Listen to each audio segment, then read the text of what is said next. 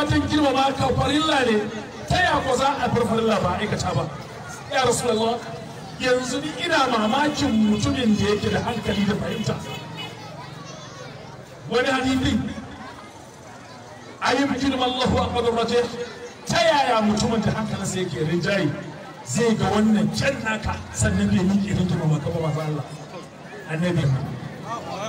ka ga maganar ya saba wa taso ba umarni ne bai cika ba amma kuma haka Allah ya ce su ko Sahal ibn Sa'id a cikin hadisin sa yake cewa Bilal ibn Rabah ya sa ni sai na baka su cike ke ga lokacin sallah yayi lokacin sallah yayi manzala kuma ya tafi sulhu cikin wani kabila daga cikin kabilun Madina su samu wani sabani a tsakaninsu da haka lokacin sallah ya ai sallah yace to haka ya tashi dai da kare shi zai sallar an fara sallar sai hango annabi ya to sai ya dinga da baya yana koma cikin me ai ga limamin gaske ai ba inda annabi ai ba liman annabi sai ya dinga cewa sai da Abubakar ka tsaya ci gaba tabbit ka tabbata sai an gama sallar amma sai ai ya san waye Allah shi Allah annabi kadai sani a matsayin jagora ka shiga gaban annabi kai sai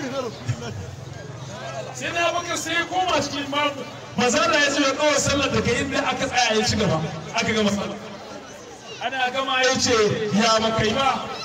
da sun kai da kansa ya ce mali ibnu abi quhafa an ya taqaddam ala rasul wani dan gidan abu quhafa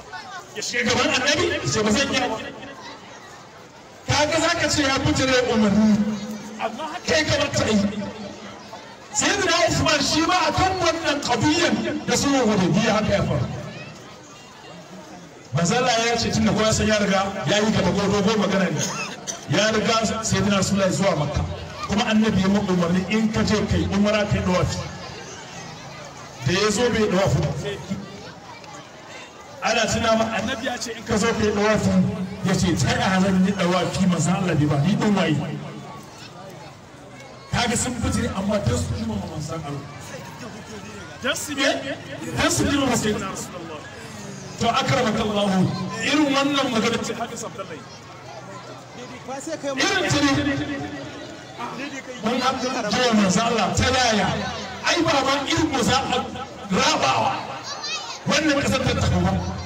billahi la ilaha illallah ba irin mu za a raba wannan kasar ta tafi rabbu muka ba manzo Allah dan Allah wanda yake shakka a biyu kai kwana goma kawai tare da mu in dai baka mutu ka tsira wallahi kwana goma kawai da hanyar da ake bi a sadaukar da neman abinci aka maka Allah so babu abin da muke shakka soyayya mu ce manzon Allah ba kai ba kama so amma sai ga wani kasani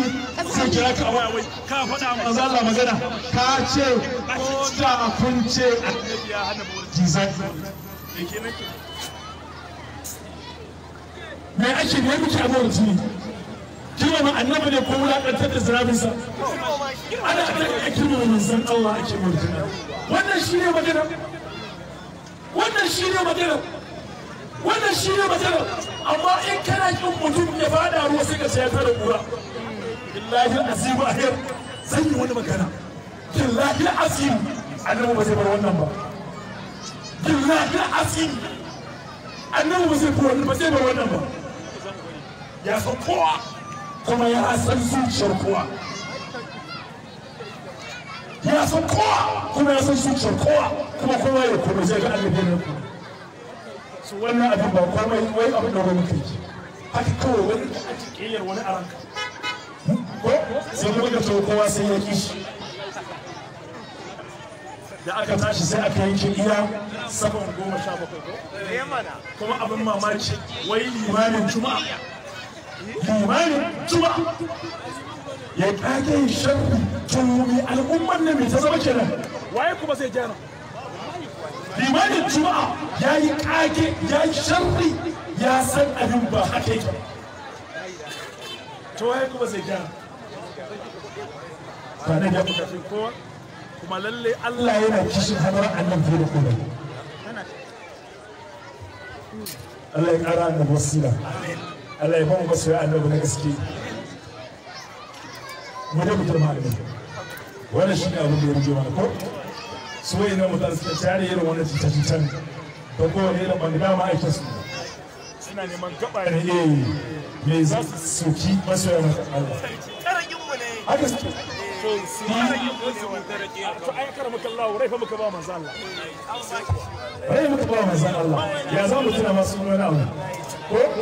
wai ana muqabala da wani daga cikin sotarana abin da yake cewa muqabala shi ne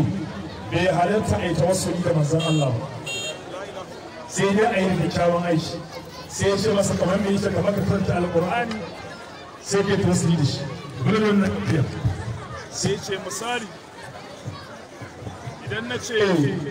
wani ya kafi